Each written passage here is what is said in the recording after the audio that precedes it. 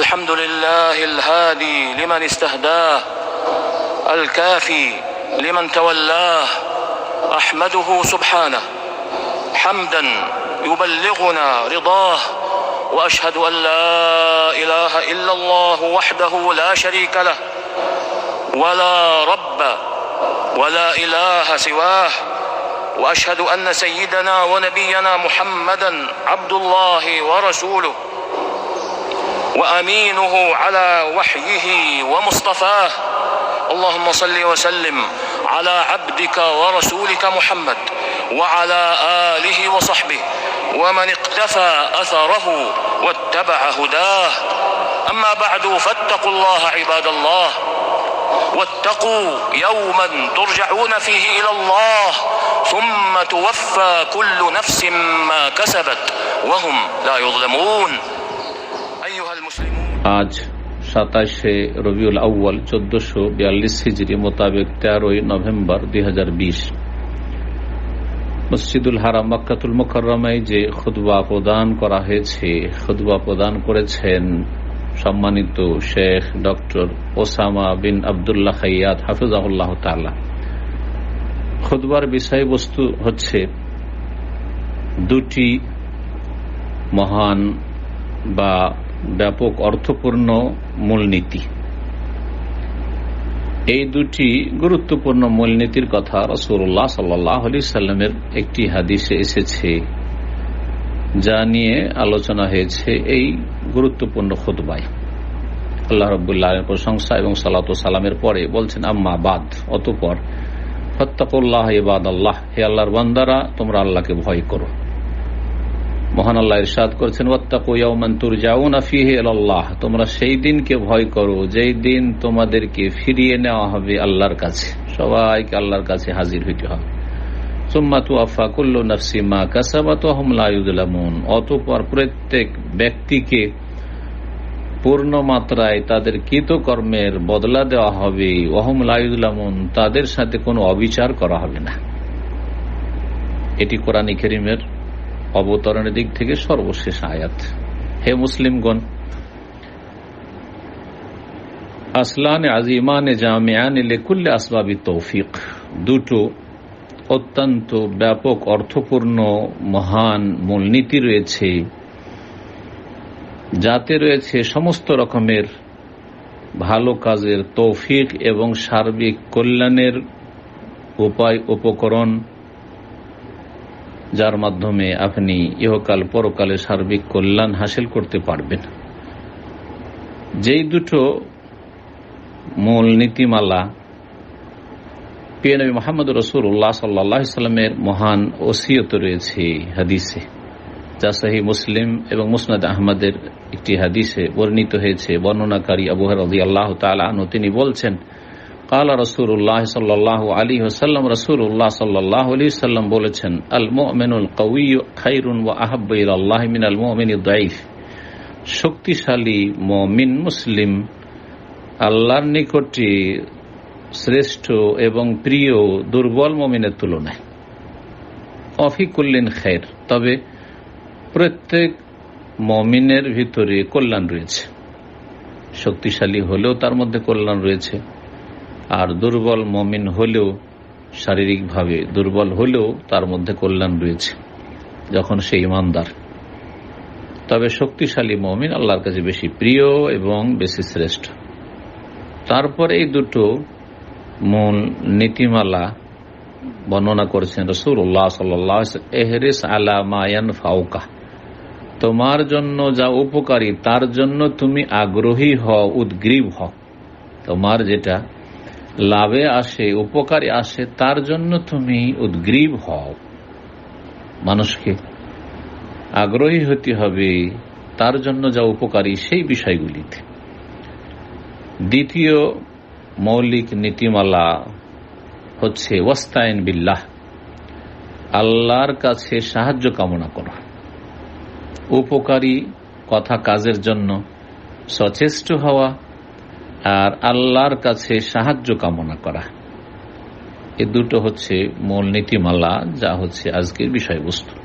ওয়ালা তাজাস, রাসূলুল্লাহ বলছেন, আর হিম্মত হারিয়ে দিও না।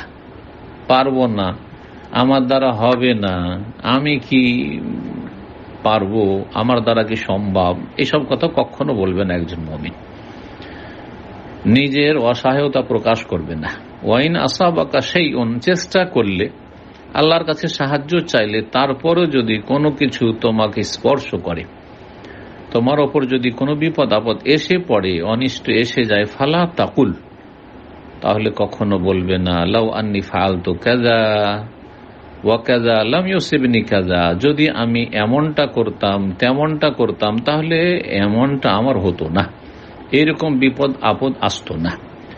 ওয়ালাকিন কুল, তবে বলো, এই বাক্যটি বলবেন দোয়া বা আল্লাহর জিকির হিসাবে, এবং আল্লাহ রাব্বুল আলামিনের পক্ষ থেকে নির্ধারিত তাকদীরের প্রতি সন্তুষ্টি প্রকাশের জন্য। কাদ্দারাল্লাহু ওয়া মা শাআ ফাআল, আল্লাহ সুনির্ধারিত করেছেন, সুপরিমিত করেছেন, এবং তিনি যা চেয়েছেন তাই করেছেন। আল্লাহর চাওয়ার বিরুদ্ধে হয় না, এবং আল্লাহ সুনির্ধারিত করেন, তাকদীরের মালিক আল্লাহ রাব্বুল আলামিন। ফাইন্না লাউ তাফতাহু আমালা শাইতান, কারণ এই যদি কথাটি শয়তানের কাজকর্মের সুযোগ করে দেয়, শয়তানের রাস্তা খুলে দেয়। যখনই মানুষ বলে যদি এমনটা করতাম তো এমন হইতো, এমন যদি না করতাম তো এমন ক্ষতি হইতো না, তাতে শয়তান সুযোগ পেয়ে যায় মানুষকে বিভ্রান্ত করার, মানুষের ক্ষতি করার। হে আল্লাহর বান্দারা, উপকারী কথা কাজের জন্য আগ্রহী হওয়া এবং মহান আল্লাহর কাছে সাহায্য কামনা করা, তার প্রতি আস্থা ভরসার মাধ্যমে, তার কাছে আশ্রয় নেওয়ার মাধ্যমে, দুটো রাস্তার মতো। এই দুটো কাজ বা দুটো মূল নীতি, উপকারী কাজের জন্য আগ্রহী হওয়া এবং আল্লাহর কাছে সাহায্য চাওয়া, এই দুটি হচ্ছে দুটো রাস্তার মতো। যেই ব্যক্তি এই দুই রাস্তায় পা দেবে, দুই রাস্তায় চলবে, সেই ব্যক্তি গন্তব্য স্থানে বা লক্ষ্য উদ্দেশ্যে পৌঁছতে পারবে এবং তার জীবনে ক্ষতিকর যে সব দিকগুলি রয়েছে সেগুলি থেকে নিরাপদ থাকবে। সেটা বর্তমানে অথবা ভবিষ্যতে কল্যাণ হাসিলের মাধ্যমে।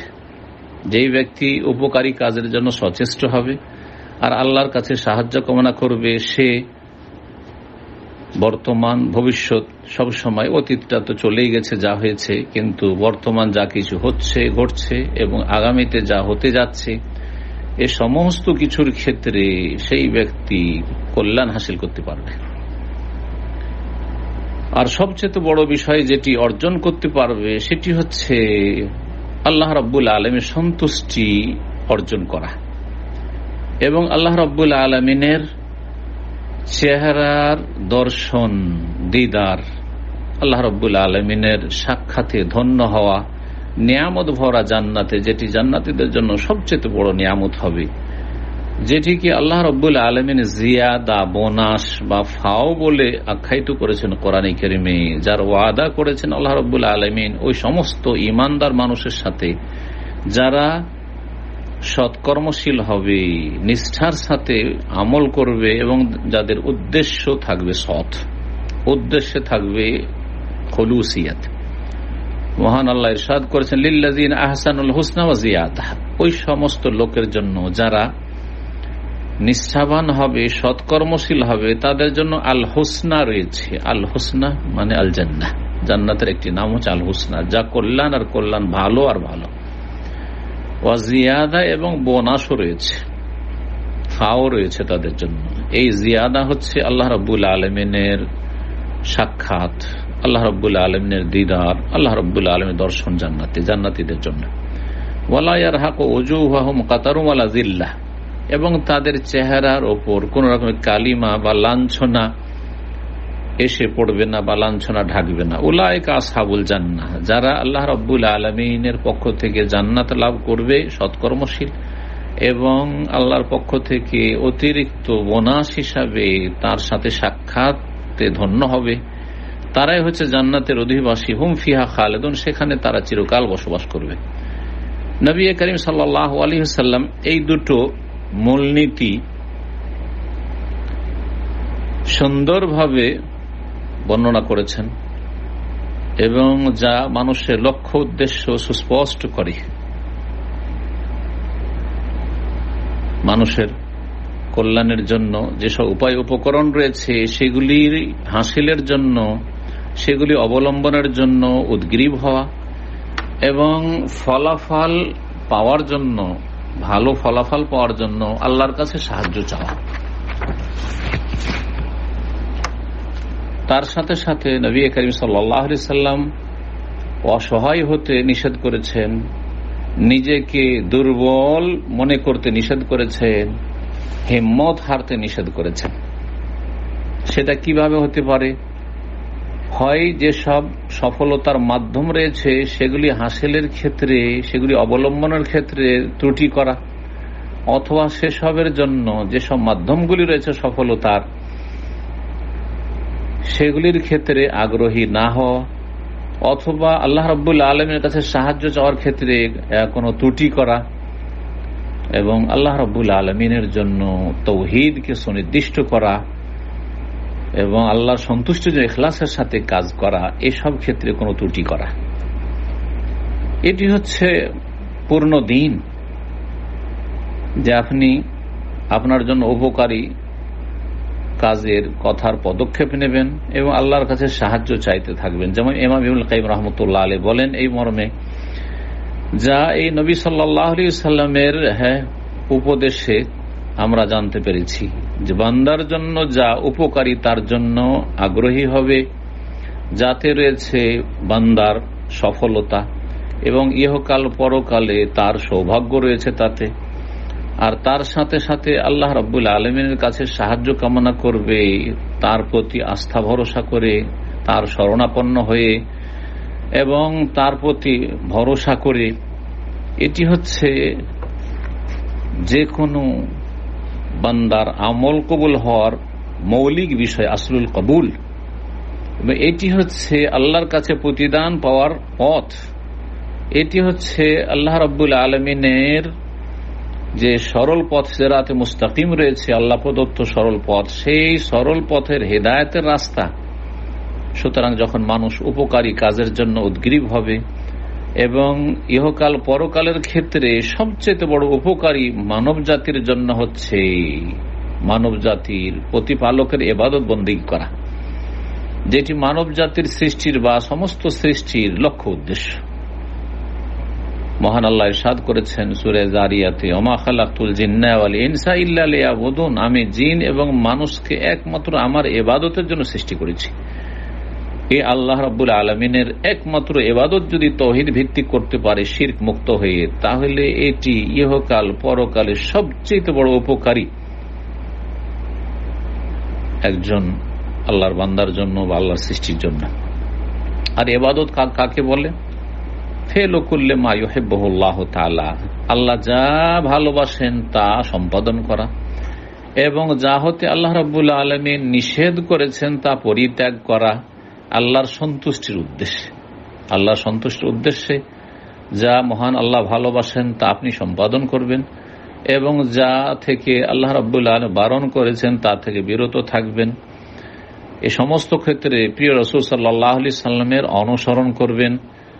যেমন হবে সালাত, আপনার নামাজ, সিয়াম, হজ, যাকাত, ঠিক তেমনই হবে আল্লাহর শুকরিয়া, সুখের সময় দুঃখের সময় ধৈর্য ধারণ, সবর করবেন, সন্তুষ্ট থাকবেন, আল্লাহ রাব্বুল আলামিনের দিকে আগ্রহী হবেন, আল্লাহর কাছে দোয়া করবেন, আল্লাহর কাছে আপনি বিনয়ী হবেন, আল্লাহ রাব্বুল আলামিনের কাছে একগ্রতার সাথে আপনি চাইবেন, আল্লাহ অভিমুখী হবেন, আল্লাহ রাব্বুল আলামিনের সামনে আপনি খুশু প্রকাশ করবেন, এক আল্লাহ রাব্বুল আলামিনের দিকে আপনি ঝুঁকে থাকবেন এবং তার সাথে সাথে আপনি হালাল পাক পবিত্র রুজি ভক্ষণ করবেন, হারাম রুজি থেকে বেঁচে থাকবেন, ভালো কাজের উপদেশ দেবেন, অন্যায় কথা কাজে বাধা দেবেন, মাতা পিতার সাথে সদাচরণ করবেন, উত্তম চরিত্র মানুষের সাথে পেশ করবেন, ভালো আচরণ করবেন, বড়দের সম্মান প্রদর্শন করবেন,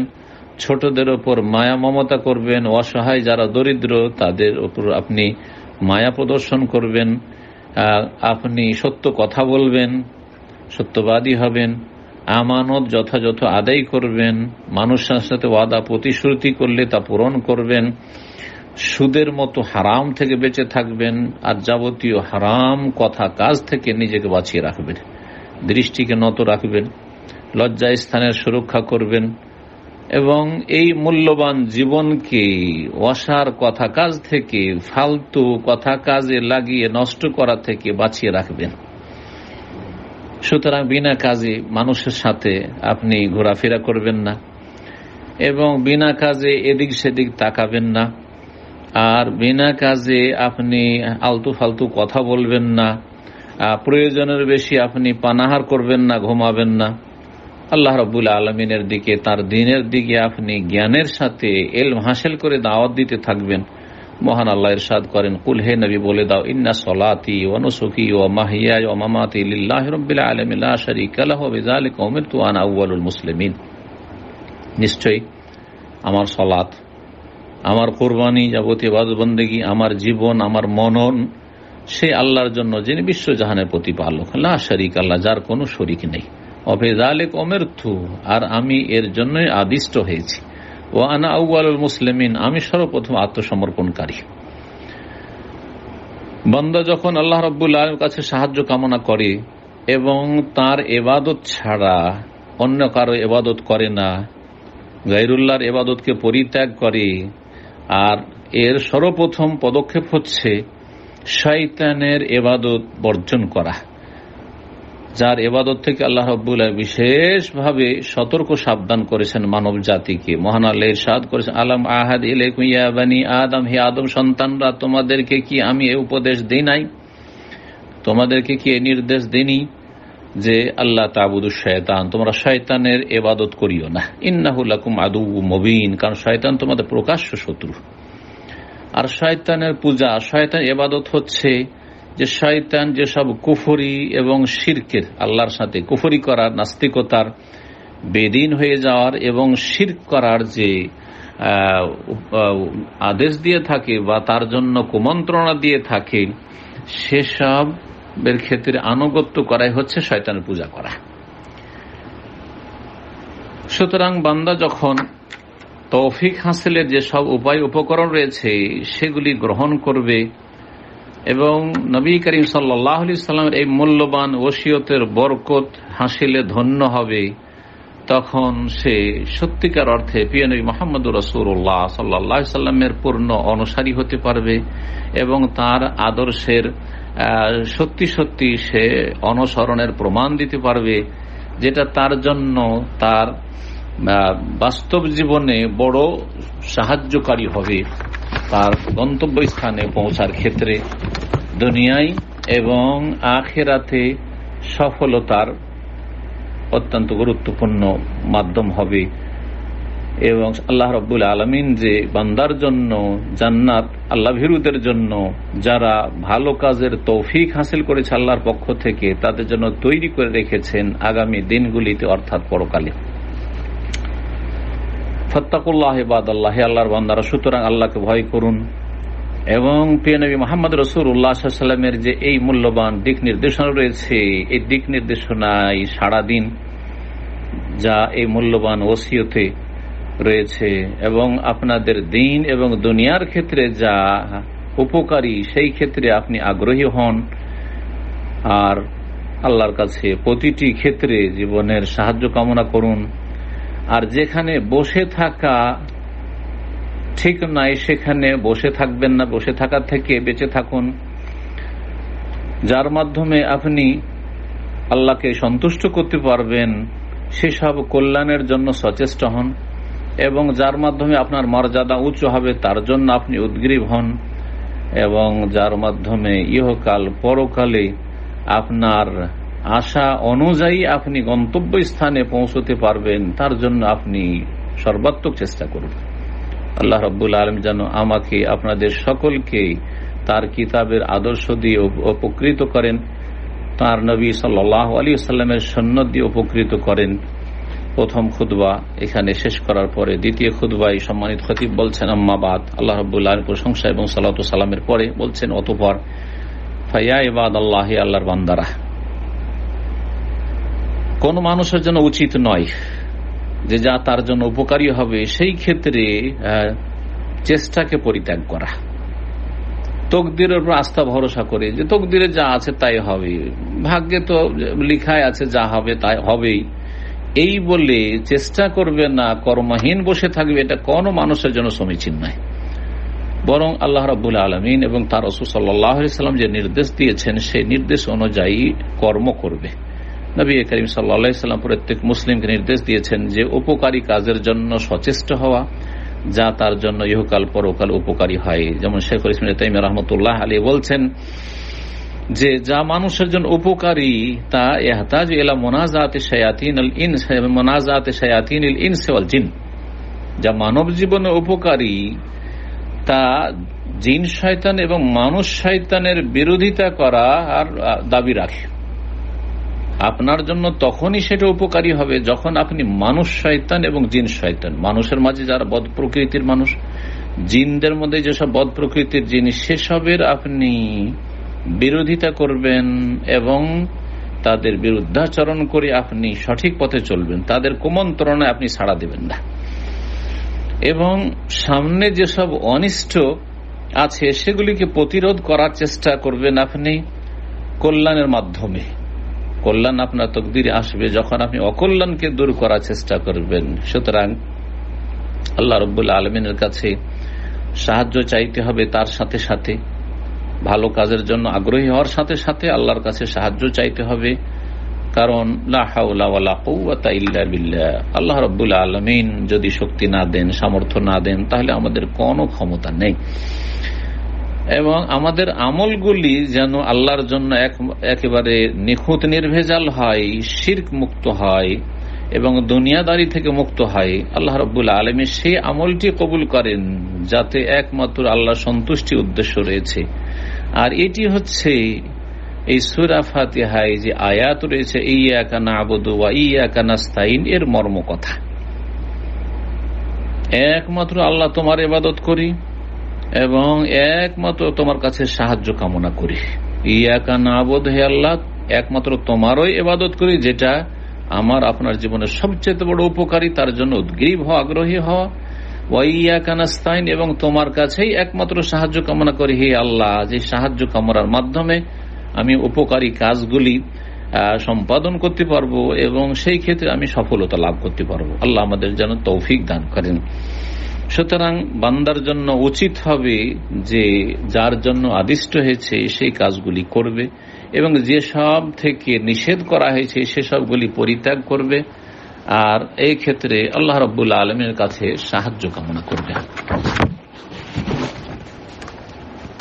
আল্লাহ রাব্বুল আলামিনের যদি ইবাদত করে কেউ এবং আল্লাহ রাব্বুল আলামিন আনুগত্য করে, অনিষ্ট দূর করার ক্ষেত্রে যে আল্লাহ নির্দেশ দিয়েছেন ভালো দিয়ে মন্দকে দূর করার চেষ্টা করা, এবং শয়তান যে চায় অনিষ্ট মানব জাতির, সেই অনিষ্টকে দূর করতে চায় এবং শয়তান কখনো যে কল্যাণ চায় না, কল্যাণ থেকে আমাদেরকে বঞ্চিত রাখতে চায়, এই শয়তানকে যদি ব্যর্থ করতে চায় তাহলে মানুষকে ভালো কাজের জন্য যথাযথ আগ্রহী হতে হবে এবং সচেষ্ট হইতে হবে, আর ভালো দিয়ে মন্দকে জীবনের দূর করার চেষ্টা করতে হবে। মহান আল্লাহ ইরশাদ করেছেন, ওয়ালাউলা দাফউল্লাহিন নাসা বা'দাহুম বিবা'দ লাফাসাদাতিল আরদ, যদি কিছু মানুষকে অন্যের দ্বারা যদি আল্লাহ প্রতিহত না করতেন, মানব জাতিকে আল্লাহ যদি পরস্পর প্রতিহত না করতেন এককে অপরকে দিয়ে, লাফাসাদাতিল আরদ,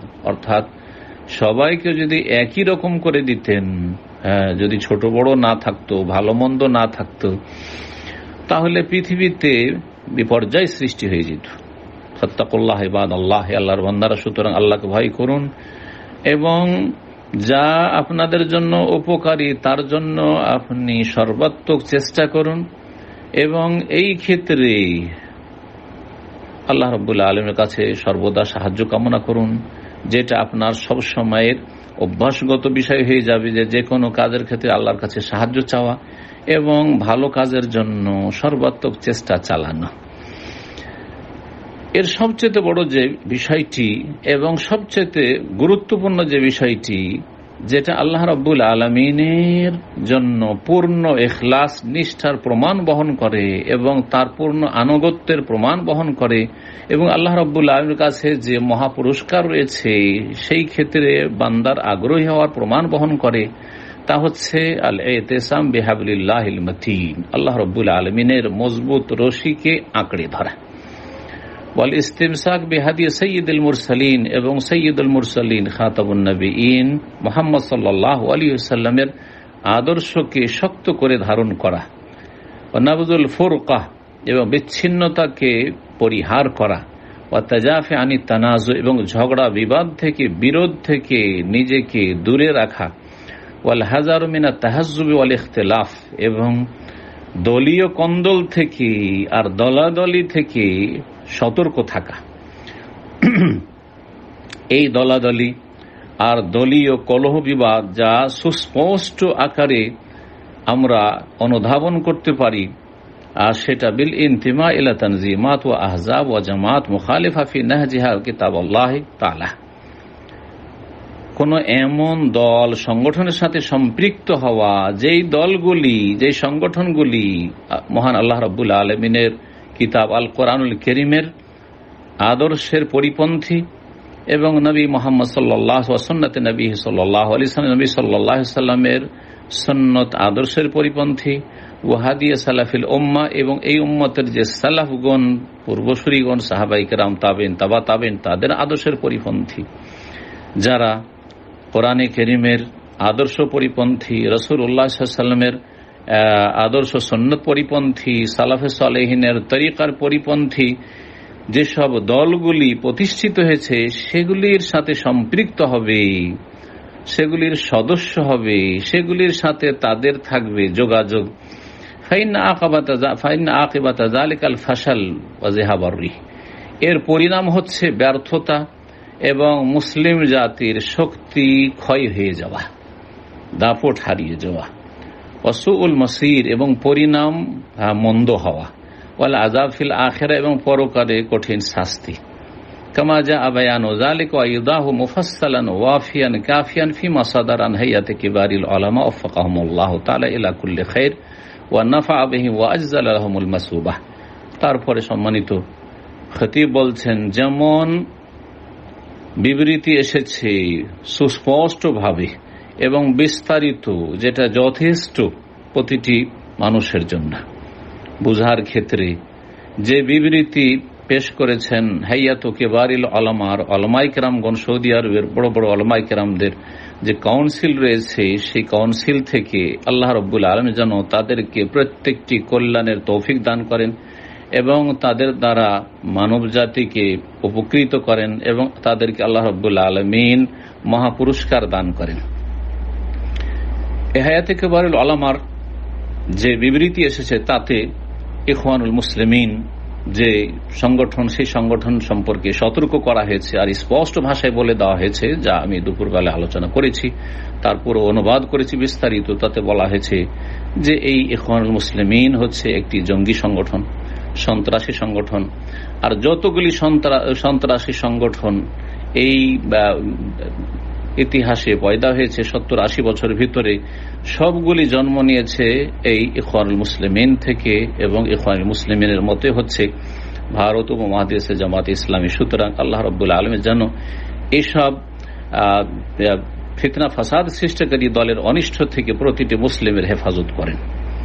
আল্লাহ রাব্বুল আলামিন যেন সকলকে এমন ভালো কাজের তৌফিক দান করেন যাতে উপকার রয়েছে, যাতে করে কল্যাণ বৃদ্ধি পায় এবং হেদায়েতের অনুসরণ করা হয়, সংশয় দূরীভূত হয় এবং মানব জাতির ওপর হুজ্জত দলিল প্রতিষ্ঠিত হয় এবং মানব জাতির ওজর অজুহাত যেন দূরীভূত হয়ে যায়, কোনো ওজর না থাকে। সর্বশেষ অসংখ্য সালাত ও সালাম শেষ নবী খাতাম রাসূলিল্লাহ মুহাম্মদিন আব্দুল্লাহ আলাইহিস সালাতু ওয়াস সালামের প্রতি আল্লাহ রাব্বুল আলামিন আমাদের সকলকে তার কিতাবে নির্দেশ দান করে বলছেন, আল্লাহ সুবহানাহু ওয়া তাআলা ইন্নাল্লাহা ওয়া মালাইকাতাহু ইউসাল্লুনা আলান নবী ইয়া আইয়ুহাল্লাযীনা আমানু সাল্লু আলাইহি ওয়া সাল্লিমু তাসলিমা। নিশ্চয় আল্লাহ রাব্বুল আলামিন রহমত বর্ষণ করেন নবী মোহাম্মদ সাল্লাল্লাহু আলাইহি সাল্লামের উপর। তার মালায়েকা ফেরেশতাগণ রহমতের দোয়া করতে থাকেন নবী মোহাম্মদ সাল্লাল্লাহু আলাইহি সাল্লামের জন্য। সুতরাং ইয়া আইয়ুহাল্লাযীনা আমানু, হে ঈমানদারগণ, সাল্লু আলাইহি, তোমরাও তার প্রতি সালাত পেশ করো, ওয়া সাল্লিমু তাসলিমা, এবং তার প্রতি যথাযথ সালাম শান্তির দোয়া পেশ করো। সুবহানা রাব্বিকা রাব্বিল ইজ্জাতি আম্মা ইয়াসিফুন ওয়া সালামুন আলাল মুরসালিন ওয়ালহামদুলিল্লাহি রাব্বিল আলামিন।